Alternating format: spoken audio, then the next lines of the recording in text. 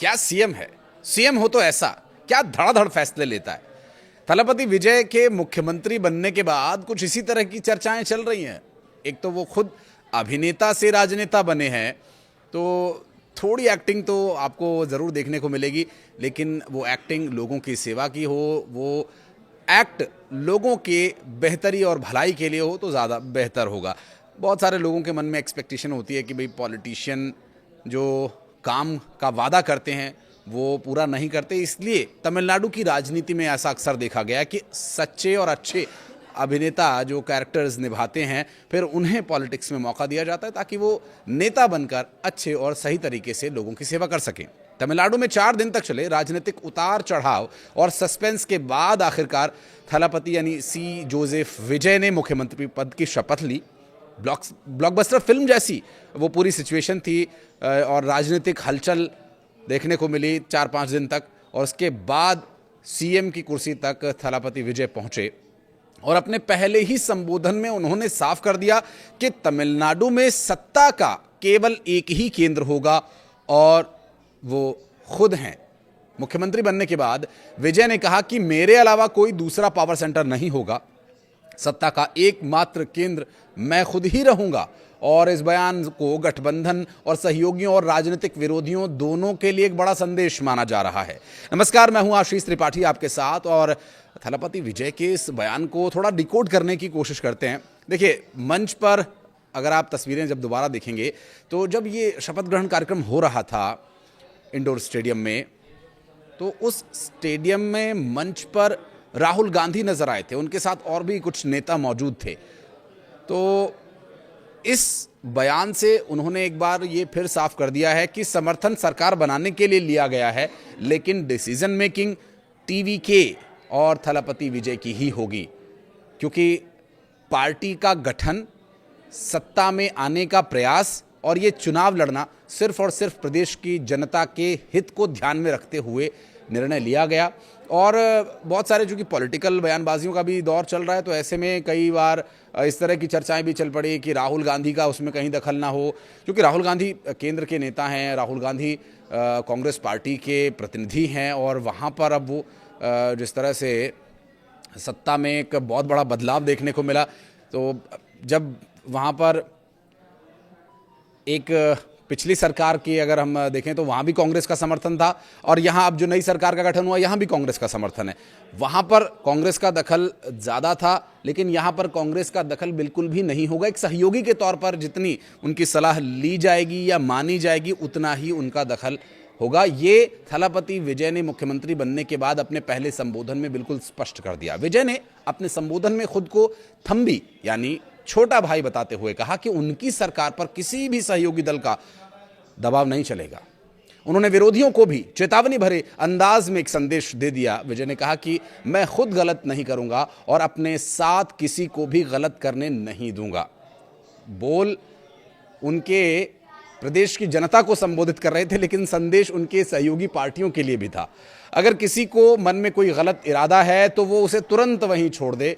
मुख्यमंत्री विजय ने सरकार गठन में समर्थन देने वाले सभी दलों का मंच से धन्यवाद भी किया। मारने के बाद थोड़ा सहलाना भी पड़ता है। उन्होंने कांग्रेस सांसद और लोकसभा में नेता प्रतिपक्ष राहुल गांधी को अपना भाई बताया।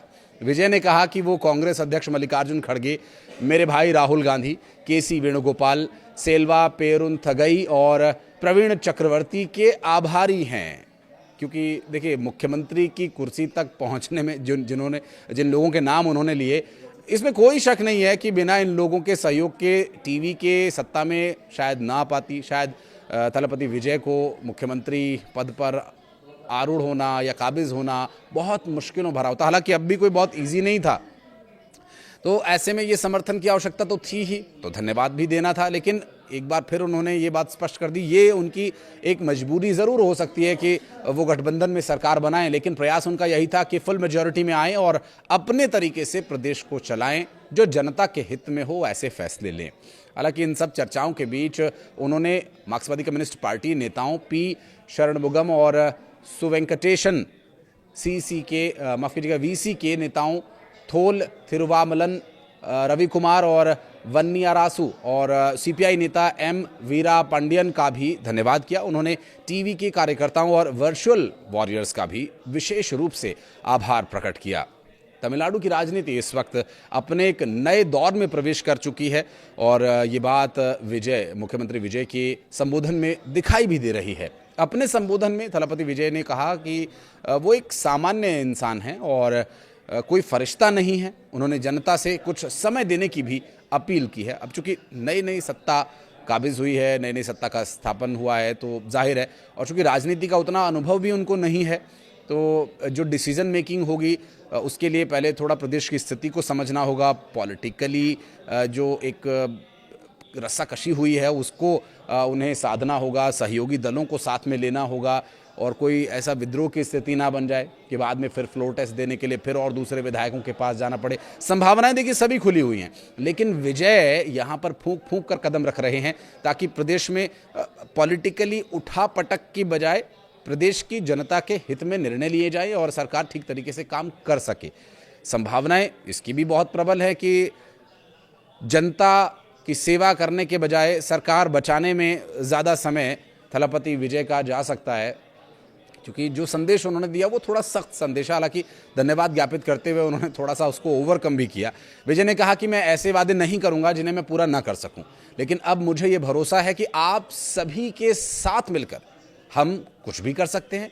मुझे थोड़ा समय दीजिए, मैं धीरे धीरे अपने सभी वादों को पूरा करूंगा। और जो स्वाभाविक भी है, अभी सत्ता का कोई अनुभव मुख्यमंत्री विजय को नहीं है।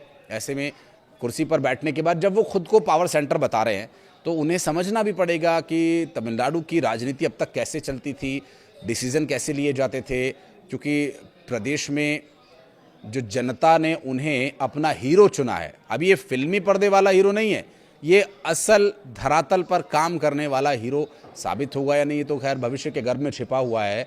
उसे लेकर प्रदेश की जनता का भरोसा कहीं डगमगाने ना लगे, क्योंकि डीएमके, आईएडीएमके जैसी बड़ी पार्टियां, पुराने धुरंधर पहले से ही प्रदेश में मौजूद हैं और वो सरकार बनते ही उनके वादों को गिनवाना शुरू कर देंगे कि देखिए इन्होंने तो ये भी काम नहीं किया, ये तो बहुत सारे वादे कर रहे थे, हीरो बन रहे थे। बहुत सारी बातें पॉलिटिकली पहले भी कही गई थी, हालांकि अब सत्ता में आने के बाद वो विपक्ष के हमले और तेज हो जाएंगे। इस बात को ध्यान में रखते हुए उन्होंने पहले ही जनता से हाथ जोड़कर बड़े विनम्र तरीके से थोड़ा समय मांगा है। उनका ये कहना है कि मैं जनता के एक पैसे को भी हाथ नहीं लगाऊंगा।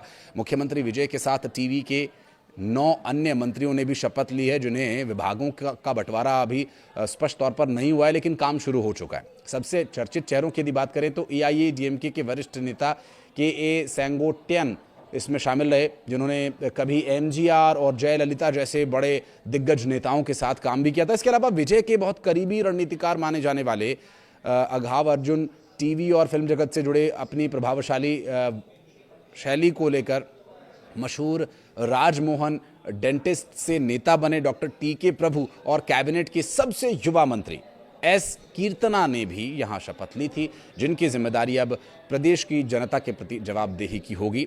सीपीआईएम, वीसीके और आईयूएमएल के जिन नेताओं ने टीवी के सरकार को समर्थन दिया है, वे पोर्टफोलियो पर चर्चा पूरी होने के बाद में मंत्री पद की शपथ ले सकते हैं। विभागों का बंटवारा अभी बाकी है।